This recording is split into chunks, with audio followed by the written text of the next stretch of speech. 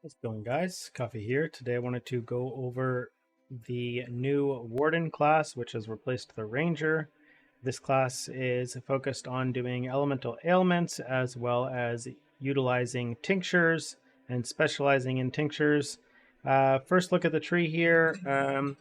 We have a bark skin here. If you did play Affliction, you will find this familiar. This does give you a additional defense against physical damage, attack hits, but the more times you get hit, it will basically remove how much defense you are getting, but it will replace that with chance to evade in the meantime. And then, it recharges itself after it's been a certain amount of time.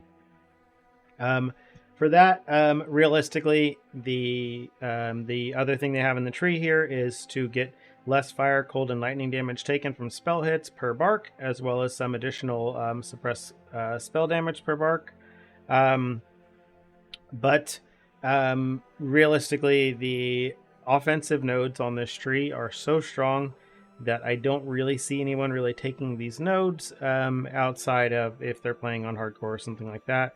But even then, they're probably still going to focus on the other side of the tree just because the offenses are so strong and the application of freeze has implications that just give you more defense than what you can really get from Barkskin. So the other node here, we have Oath of Spring. This makes the maximum effective shock equal to 2% increased damage taken, but it allows you to apply up to 50 shocks to each enemy. So what this means is if you do have 50 shocks on an enemy, that does mean that they will take 100% more damage. This is pretty big. There's going to be a lot of things that you can do because of the fact that you will have more elemental ailments on a target than normal. And that's what we're going to be building around kind of with this character, with the PoE that I've been tinkering around with that I will show after we go over these. The next point is Avatar of the Wilds. This gives you a level 20 Unbound Avatar skill. You gain 1 Unbound Fury when you inflict an elemental ailment with a hit on an enemy no more than once every 0.2 seconds for each type of ailment. So with an elemental attack, but what we're using with elemental hit, you will be getting 3 of these Unbound Ailment points every 0.2 seconds or whenever you attack. And so pretty much how this works, it's basically going to be a thing where you will typically just save this up for bosses. And when you get to the boss on the map, you're going to pop your Unbound Avatar, and then you're going to get 80% more damage for the next 10 seconds. It's a good button for basically hard content, but with the amount of time that it's going to take to build it up, right? I mean, best case scenario, you're getting, 15 per second. So it's still going to take, 8 or 9 seconds in order to fill this up, or 7 seconds, I guess, at best. And what that means is, again, because it's only about half uptime, you probably will use it maybe once during the map, and then you'll save the next charge to just use it on the boss. Then we have Oath of Winter here, which says enemies you freeze remain frozen for at least 2 seconds. This is very big defensively, of course, because really long freezes are very, very good defensively. And then it says hits that fail to freeze due to insufficient freeze duration inflict Hoarfrost. And Hoarfrost increases the duration of freeze on the target. So the next time they do get frozen, they will get frozen for an additional amount of time. This helps push your freezes to, the threshold that is, it helps push you to your freeze threshold very quickly. And this will help, again, just give you extra defense on the build. Which is going to be something you're going to be kind of trying to lean into. And then we have hits that would ignite instead Scorch, which this allows you to inflict an additional Scorch on each enemy. What this means is scorched enemies have their elemental resistances lowered by up to 30%. And then because we're going to be running an Anoint and certain things to push our ailment effect, it's going to end up basically being a lot of extra damage. The other side of the tree that we have over here is Seasoned Hunter. This allows tinctures to apply to ranged weapons instead of just melee weapons. This may come into effect. I don't really anticipate it being used as early because tincture drops might be severely limited. or you just, again, the good rolls on them are going to be coming from higher end maps or from higher stuff, which is going to again require higher end gear. So at some point you may end up swapping one of the points into this if the tinctures are really that strong. But I think to start off with, because you're not really going to have tinctures as you level or early on, you're probably not going to want to put any points to this. This does allow you to have an extra tincture. And then the last one here makes tincture effects linger on you for 0.5 seconds per mana burn on you when the tincture was deactivated, up to a maximum of 6 seconds. So what this means is most tinctures have either a cooldown of 6 or 8 seconds. You can get some 25% cooldown recovery on the tree as well. So with this, it basically ensures that Warden will be the only class that is capable of having 100% uptime on their tinctures, presuming you have enough mana to get to 12 mana burn stacks. But you're still going to need to click them every 6 seconds. So I don't know. Again, it really is going to depend on how strong the tinctures are. So far from what we're seeing, they're pretty strong, right? I mean, they have one that's 100% increased elemental damage. They have ones that are a ton of critical strike chance, and we do know that some of the rolls that you were able to get on them in Affliction League were incredibly strong. So there may end up being some really, really strong tinctures to where you end up getting them as a drop, or the mods do exist, and tinctures end up being a staple in every single build playing Warden. But we're going to need to see the mods, and either way, you probably still won't be starting with them, just because of the fact that, again, they're going to require to be dropped, and then the mods that are on them are going to scale with item level. Let's go ahead and look at the tree for Warden here for something I've been working on. I've been working on one with Elemental Hit of the Spectrum, and the main reason why we've been working on this is something that, whether or not this ends up staying or not, we'll see. But as you can see, under Elemental Hit of the Spectrum here, the last line on this says 10% more damage per elemental ailment on the enemy. With Warden, it is saying that you are able to apply 50 shocks. So that would imply that you have 50 elemental ailments on that enemy. Plus you're going to have a chill, plus you're going to have a scorch. So that would be 52 ailments on the enemy. As you can see with quality as well, the quality on this brings this up to 15% more damage per elemental ailment on the enemy. So, and then, if we were to run this even further, then you would run an enhance on this as well. And with an enhance on this, now we're up to 21% more damage per elemental element on the enemy. As you can see, this is starting to scale pretty crazy. So this is something that is incredibly strong. And as you can see in the DPS here for single target, this is set up with a barrage setup here. The damage does start getting very, very high. The gear on this is kind of decent. I mean, it was like a character I had that from Trial of the Ancestors. Basically, I just had a double inspired learning kind of Deadeye that I played for a couple days, and then I basically just stopped messing around with him because I was focused on doing Toda stuff. But as you can see here again, it's not an extremely crazy bow. It doesn't even have attack speed on it. But it's not like a free bow that you're going to get, 5 hours into the league or anything either. The quiver we have just says +1 projectile. We don't even have +1 proj on this bow, actually. Or on this quiver, rather. But you would want to get it on there. For your helmet, it's just going to be life and ES. And then, you're going to be wanting to run lightning coil because we need that fizz converted to lightning. And then we are just going to be running shadows and dust. You do have another alternative. You could just be running Pain Seekers as well to get some extra effect to damaging ailments.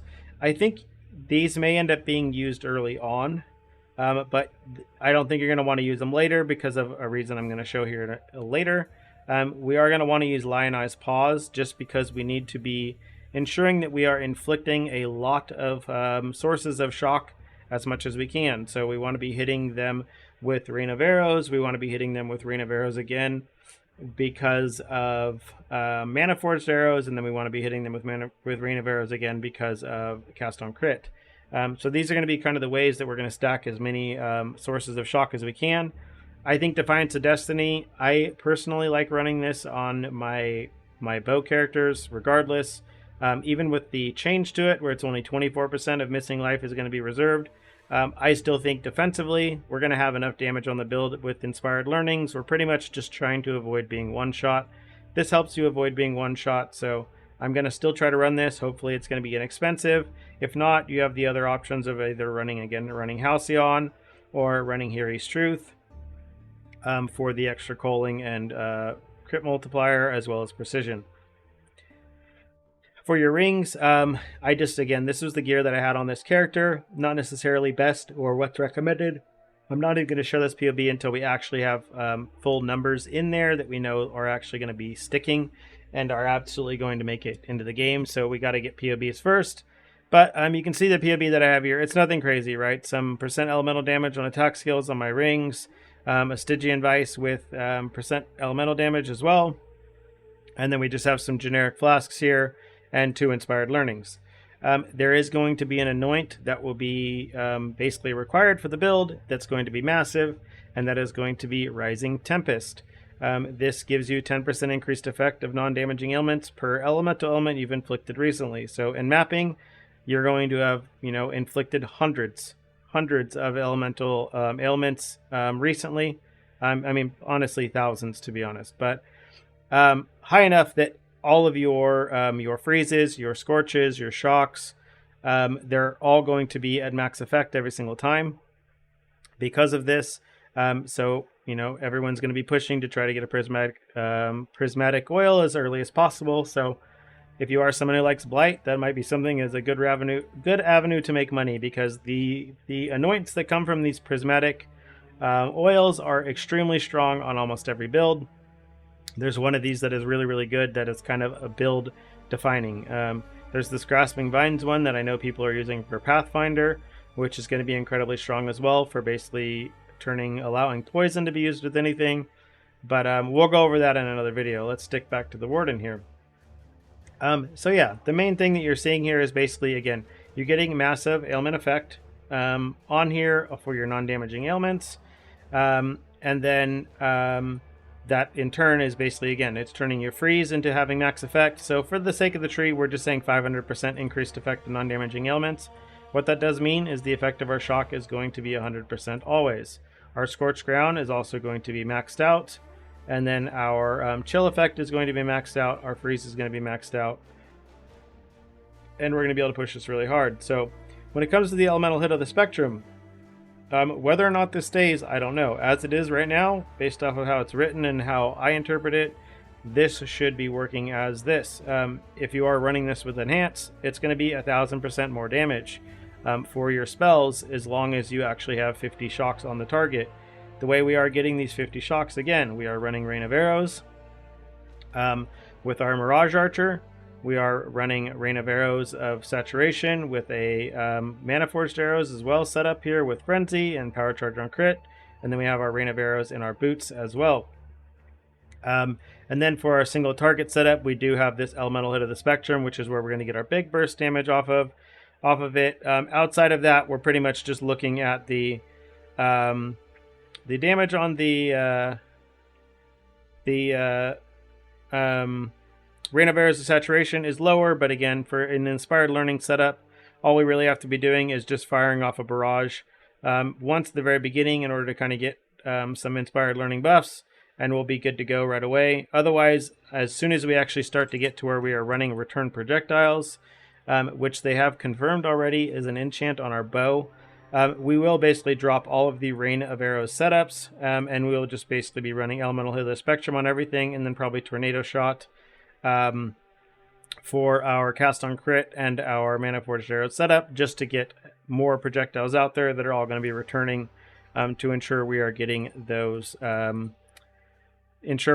extra shocks out. And then you would just basically swap the barrage over to Mirage Archer, because you're probably going to have enough damage at that point to not even need a barrage setup. Or you'll just again run this as a Mirage Archer setup here with Elemental Hit of the Spectrum as well on here for your single target. So you can see the damage here is still going to be plenty high enough if we have the same multipliers. So we're pretty much going to be running that route.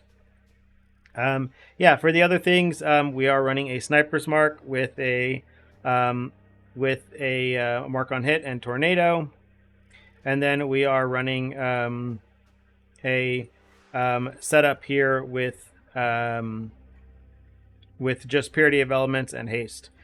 You can run Anger instead of Haste. It should be slightly more damage, but I always prefer the extra movement speed. Again, I wouldn't follow this POB directly still. The gear is just kind of whatever. And once we actually have numbers in the tree, we can kind of get things further. But I wanted to cover what I think is going to be a really, really strong interaction with this in regards to non-damaging ailments and scaling them with Warden. I think it's going to be the strongest part of the class defensively. So there are some other setups for this. I know there is a setup for Lightning Strike as well.